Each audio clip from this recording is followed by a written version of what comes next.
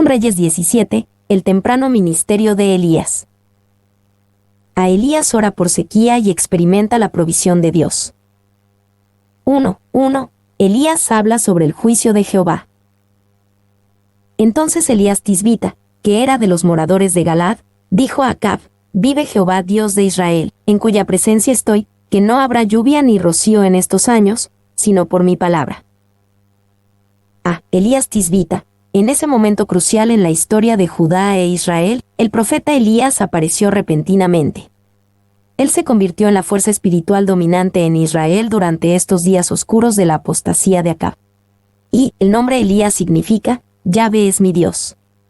En los días en los que el gobierno de Acab oficialmente apoyaba la adoración a Baal y a otros dioses, hasta el nombre de este profeta le decía la verdad.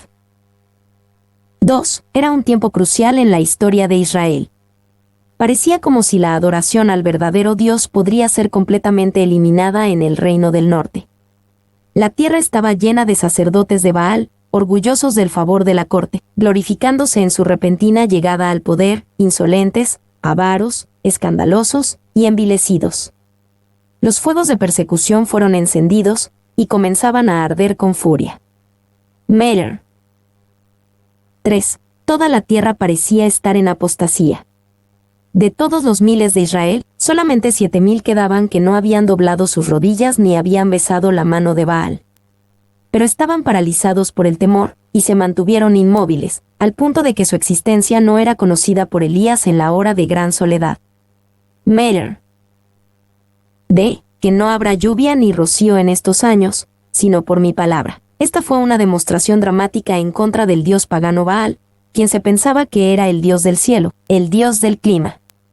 Elías mostró, por medio de sus oraciones al Dios de Israel, que Yahvé era más poderoso que Baal. Y la antigua religión en contra de la nueva, el hijo de naturaleza en contra del hijo afeminado de las cortes, pelo de camello en contra de ropa suave, fuerza moral en contra de debilidad moral. Meller. 2. Elías no solamente era el profeta de esta sequía, en el sentido de la oración. Él fue la causa de la sequía. Él oró y sucedió. Santiago 5, 17-18 pone esto en claro. Elías era hombre sujeto a pasiones semejantes a las nuestras, y oró fervientemente para que no lloviese, y no llovió sobre la tierra por 3 años y 6 meses. Y otra vez oró, y el cielo dio lluvia, y la tierra produjo su fruto. C. Vive Jehová Dios de Israel, en cuya presencia estoy. Esta declaración de Elías nos da un entendimiento de la fuente de su fuerza. Se dijo, específicamente, que Elías era hombre sujeto a pasiones semejantes a las nuestras. Santiago 5:17. Pero él mostró una fuerza más grande que la mayoría de nosotros en nuestra vida con Dios. Debemos de prestar atención a estos indicadores de la fuerza de Elías. Y vive Jehová Dios de Israel. Todos los demás sentían que Jehová estaba muerto, pero para Elías Jehová vivía. Él era la realidad suprema de la vida de Elías. 2. En cuya presencia estoy. Él estaba en la presencia de Acab, pero estaba consciente de la presencia de alguien más grande que un rey terrenal. Gabriel mismo no pudo escoger un título mayor, Lucas 1:19. 2:2-5, Elías huye a Querit. Y vino a él palabra de Jehová, diciendo: Apártate de aquí, y vuélvete al oriente, y escóndete en el arroyo de Querit, que está frente al Jordán. Beberás del arroyo, y yo he mandado a los cuervos que te den allí de comer. Y él fue e hizo conforme a la palabra de Jehová, pues se fue y vivió junto al arroyo de Querit, que está frente al Jordán. Apártate de aquí, y vuélvete al oriente, y escóndete en el arroyo de Querit. La sequía anunciada por Elías en el versículo anterior era una gran amenaza para el reino norte de Israel, y el reino de Acab. Por lo tanto, su vida corría peligro, y Dios lo envió al arroyo de Querit por su propia seguridad. Y Dios condujo a Elías un paso a la vez. Él no le dijo que fuera al arroyo de Querit sino hasta que hubo entregado el mensaje a Acab. Él no le dijo que fuera a Serepte sino hasta que el arroyo de Querit se secara. Dios condujo a Elías por fe, un paso a la vez, y Elías siguió en fe. 2. Escóndete en el arroyo de Querit. Por medio de esto Dios le enseñó a Elías el valor de la vida escondida. Él se acababa de hacer un famoso adversario de Acab, tan poderoso que sus oraciones podían detener la lluvia. En el momento de su nueva fama, Dios quería que Elías se escondiera y estuviera solo con Dios. No debemos de sorprendernos, entonces, si algunas veces nuestro Padre nos dice, aquí, hijo, has tenido bastante afán, y publicidad, y emociones, ven aquí, y escóndete junto a este arroyo, escóndete en el querid de la cámara de enfermos, o en el querid de las desesperanzas, o en el querid del duelo, o en alguna soledad de la cual las multitudes han menguado. Meyer. 3. Elías no podía estar solo, siempre y cuando tuviera a Dios y a sí mismo para conversar con él. Un buen hombre nunca está menos solo que cuando está solo. Ve, beberás del arroyo, y yo he mandado a los cuervos que te den allí de comer. El escape hacia el arroyo de Querit era más que protección. Fue también para entrenar a Elías hacia la dependencia del Señor. En una temporada de sequía, él debía de confiar que Dios podría mantener fluyendo este arroyo. Él también debía de aceptar la comida de los cuervos, un animal impuro. Y el nombre Querit viene de una antigua raíz hebrea que significa cortar, trozar o aislar. Esto muestra que Dios debía de podar algo en la vida de Elías durante este periodo. 2. Yo he mandado a los cuervos que te den allí de comer. Hay un énfasis en la palabra allí. Dios prometió que los cuervos darían de comer a Elías mientras estuviera en Querit. Por supuesto, teóricamente los cuervos lo podrían alimentar en donde fuera, pero Dios ordenó que fuera en Querit. Elías, quizás, quería estar en otro lugar, o estar predicando, o haciendo cualquier otra cosa. Pero Dios lo quería allí y proveería para él allí. 3:6. La provisión de Elías. Y los cuervos le traían pan y carne por la mañana, y pan y carne por la tarde, y bebía del arroyo. Los cuervos le traían pan y carne. Cada pedazo de comida que llegaba a Elías venía por medio del pico de un animal impuro. Elías tendría que dejar de lado sus ideas sobre lo puro y lo impuro, o pronto moriría de hambre. A través de esto, Dios le enseñó a Elías que enfatizara en el espíritu de la ley antes que en la letra de la ley. Y Charles Spurgeon bosquejó 2 puntos de aplicación de este evento, comparando la comida que los cuervos traían con el alimento espiritual. Primero, reconoció que Dios puede traer una buena palabra hacia nosotros a través de vasos impuros, de alguien espiritualmente impuro como un cuervo. Segundo, que alguien puede llevar alimento espiritual a otros y aún permanecer impuro. Pero ve también cuán posible es para nosotros llevar pan y carne a los siervos de Dios, y hacer algunas cosas buenas para su iglesia, y aún son los cuervos los que lo hacen. Spurgeon. Ve, pan y carne por la mañana, y pan y carne por la tarde. Como fielmente Dios proveyó del maná para Israel en el desierto, también proveyó para las necesidades de Elías. Él llegó a confiar como nunca antes en la milagrosa provisión de Dios. Y un niño pequeño, habiendo leído del incidente con su viuda madre, una noche invernal, mientras estaban sentados en un cuarto sin fuego, le preguntó si podía entreabrir la puerta para que entraran los cuervos de Dios. Él estaba seguro de que estos estaban en camino. El burgomaestre de ese pueblo alemán, al pasar, fue atraído por la vista de la puerta abierta, y entró, preguntando la causa. Cuando supo la razón, dijo, yo seré ese cuervo de Dios, y alivió su necesidad ese día y después. Meyer. 4:7. Elías y el arroyo seco. Pasados algunos días, se secó el arroyo, porque no había llovido sobre la tierra. Pasados algunos días, se secó el arroyo. Elías observó cómo el flujo del arroyo disminuía hasta que se secó. Su fuente de agua se había ido. Es difícil estar junto a un arroyo que se seca. Mucho más difícil que enfrentar a los profetas de Baal en el Carmelo. Meyer. Meyer también menciona diferentes tipos de arroyos que se secan, los cuales podríamos experimentar. El arroyo de la popularidad que se seca y mengua, como la de Juan el Bautista. El arroyo de la salud que se seca, hundiéndose bajo una parálisis progresiva o una lenta tuberculosis. El arroyo del dinero que se seca, lentamente disminuyendo ante las demandas de la enfermedad, las deudas o la extravagancia de otras personas. El arroyo de la amistad que se seca, que por mucho tiempo ha estado disminuyendo, y pronto amenaza con cesar.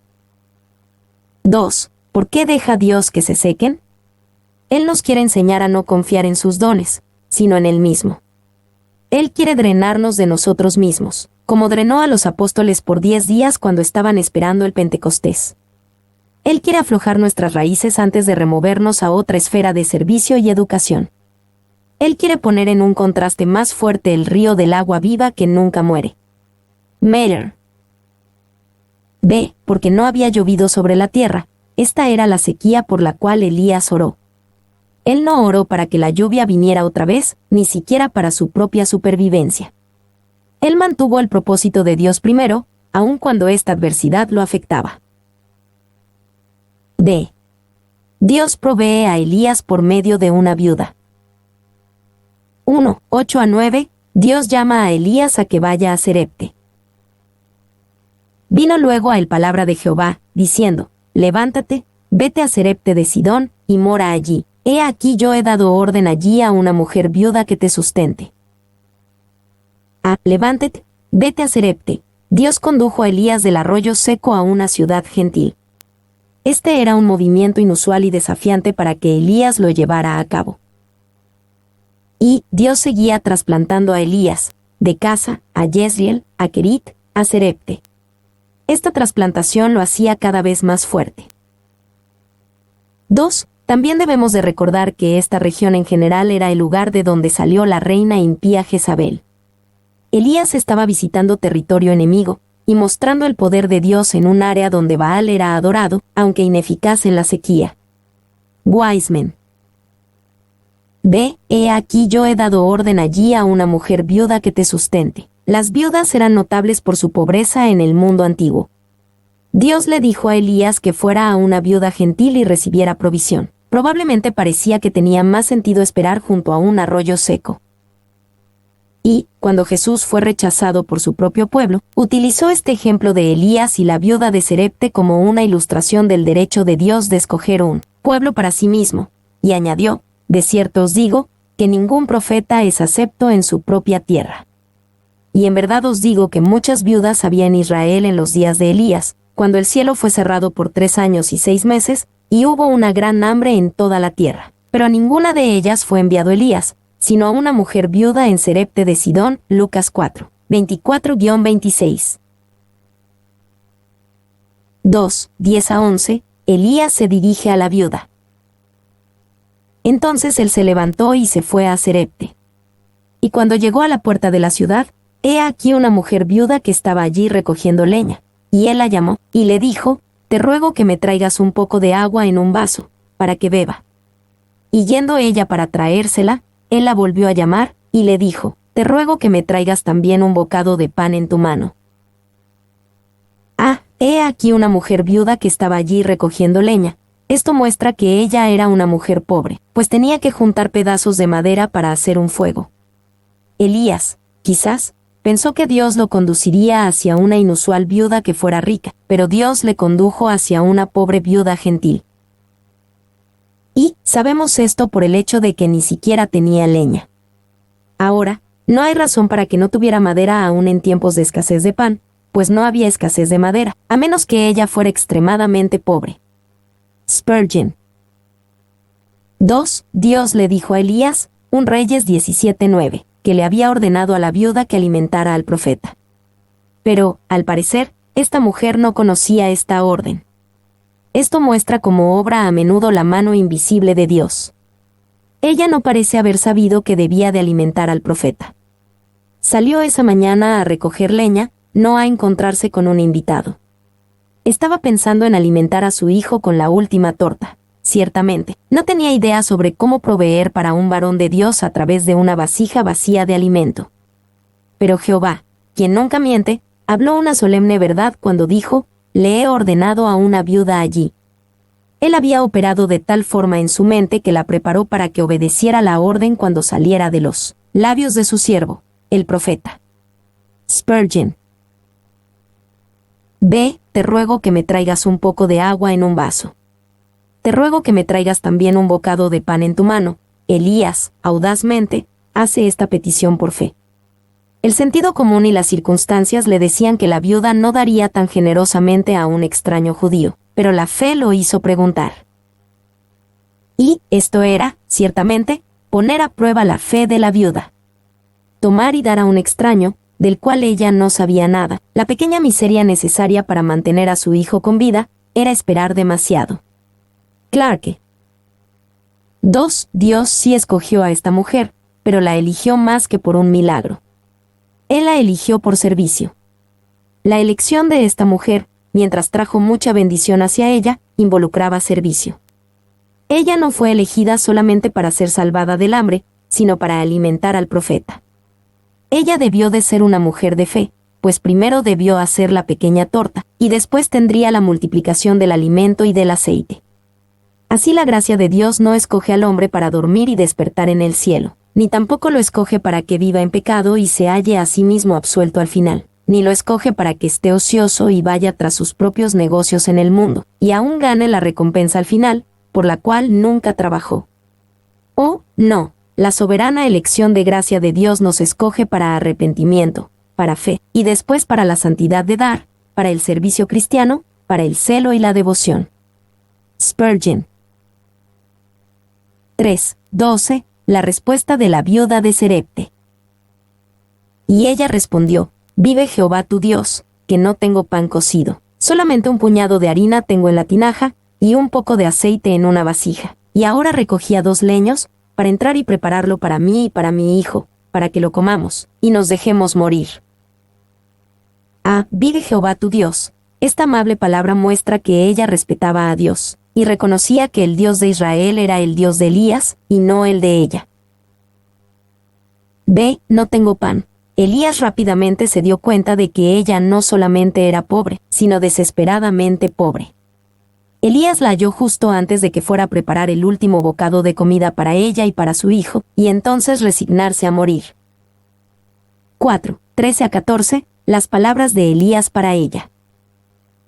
Elías le dijo, no tengas temor, ve, haz como has dicho, pero hazme a mí primero de ello una pequeña torta cocida debajo de la ceniza, y tráemela, y después harás para ti y para tu hijo.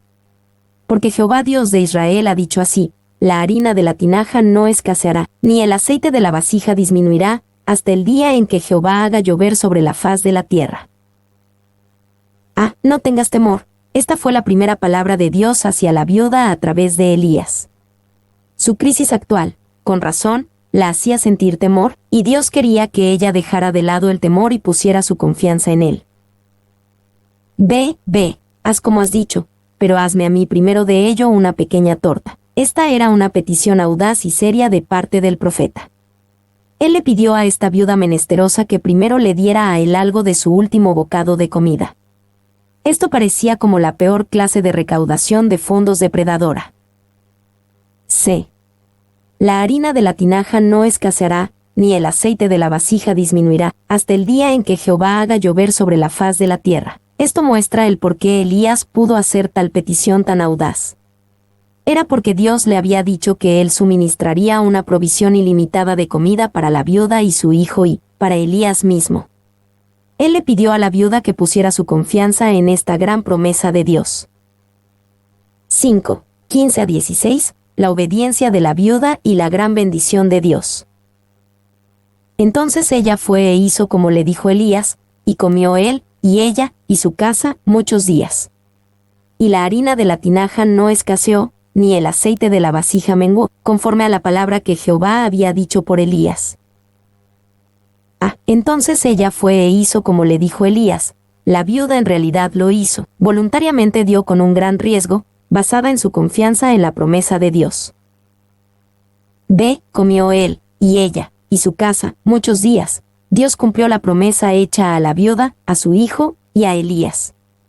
Dios la usó como un canal de provisión, y sus necesidades, como resultado, fueron satisfechas. ¿Y por qué Dios de una vez no le dio un granero lleno de alimentos y una tina llena de aceite? Te diré. No fue solamente porque la intención de Dios era probarla, sino que aquí había sabiduría. Supón que se le hubiera dado un granero lleno de alimentos, cuánto de ello habría quedado al siguiente día. Les pregunto a cualquiera de ustedes si hubiera permanecido, pues en los días de hambre los hombres tienen un olfato agudo, y pronto habría sido conocido en la ciudad. La vieja viuda, quien vive en tal y tal calle, tiene un gran almacén de comida. Hubieran causado un motín y hubieran matado a la mujer y a su hijo. Ella hubiera sido despojada de su tesoro, y en 24 horas el barril de comida hubiera estado tan vacío como al inicio, y el aceite hubiera sido derramado en el suelo. Spurgeon. Se Elías levanta al hijo de la viuda. 1, 17 a 18, el dolor de la viuda por la muerte de su hijo. Después de estas cosas aconteció que cayó enfermo el hijo del ama de la casa, y la enfermedad fue tan grave que no quedó en el aliento. Y ella dijo a Elías, ¿qué tengo yo contigo, varón de Dios? ¿Has venido a mí para traer a memoria mis iniquidades, y para hacer morir a mi hijo? Después de estas cosas aconteció que cayó enfermo el hijo del ama de la casa. Nos podemos imaginar los días felices por la provisión en la casa de la viuda. Sus necesidades fueron satisfechas por un milagro continuo de Dios. Pero esos días felices fueron eventualmente cubiertos por una sombra oscura, la enfermedad y muerte del hijo de la viuda. Y la muerte del hijo fue un doble golpe para la viuda. No solamente sufrió como cualquier madre que pierde a un hijo, sino que también sufrió como alguien que pierde su única esperanza para el futuro. La expectativa era que su hijo crecería y proveería para ella cuando fuera vieja. Ahora, esa expectativa se había roto. Has venido a mí para traer a memoria mis iniquidades, y para hacer morir a mi hijo. Al morir su hijo, la viuda, indirectamente, le echó la culpa a Elías, pero, más directamente, se echó la culpa a sí misma y a su iniquidad sin nombrar. Sin importar cuál fuera su pecado, la memoria de la culpa estaba más cerca de ella. 2, 19 a 20, la oración de Elías. Él le dijo, dame acá tu hijo. Entonces él lo tomó de su regazo, y lo llevó al aposento donde él estaba, y lo puso sobre su cama. Y clamando a Jehová, dijo, Jehová Dios mío, ¿aún a la viuda en cuya casa estoy hospedado has afligido, haciéndole morir su hijo? Entonces él lo tomó de su regazo. Este detalle vívido muestra que la viuda aferró al niño muerto fuertemente en sus brazos. Al aposento donde él estaba. El término aposento se refiere a un albergue temporal o a un cuarto en el techo, accesible desde afuera de la casa. Tales estructuras eran comunes en el cercano Oriente. Este arreglo permitía que la viuda no solamente tuviera su necesaria privacidad, sino que salvaguardaba su reputación. Patterson y Austell.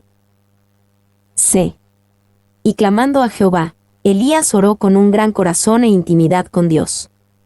Él trajo esta tragedia, aparentemente inexplicable e irremediable, en oración a Dios. Ya que él sabía que Dios lo condujo a la viuda, trajo esta aflicción ante Dios y le pidió que la remediara. 3, 21 a 24, el hijo es levantado de entre los muertos. Y se tendió sobre el niño 3 veces, y clamó a Jehová y dijo, Jehová Dios mío, te ruego que hagas volver el alma de este niño a él. Y Jehová oyó la voz de Elías, y el alma del niño volvió a él, y revivió. Tomando luego Elías al niño, lo trajo del aposento a la casa, y lo dio a su madre, y le dijo Elías, mira, tu hijo vive. Entonces la mujer dijo a Elías, ahora conozco que tú eres varón de Dios, y que la palabra de Jehová es verdad en tu boca. Y se tendió sobre el niño 3 veces, y clamó a Jehová. Esta era una técnica de oración inusual, pero Elías no tenía precedente de una situación similar a esta. Aunque no fue debido a su técnica de oración, sino debido a su fe, que Dios contestó su oración.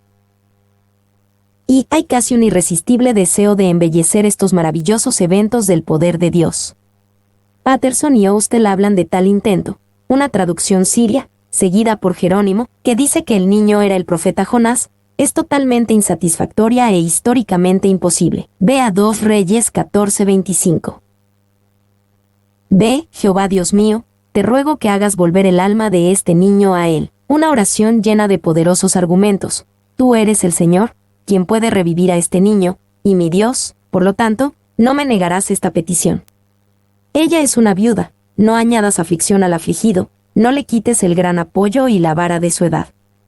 Ella me ha dado un trato amable, No dejes que pase lo peor debido a su amabilidad hacia el profeta, por lo cual los hombres malvados tomarían la ocasión para reprocharla a ella y a la religión. Paul. C. Y Jehová oyó la voz de Elías. El hijo fue levantado y Dios proveyó para la viuda, no solamente alimento, sino que resucitó a su hijo.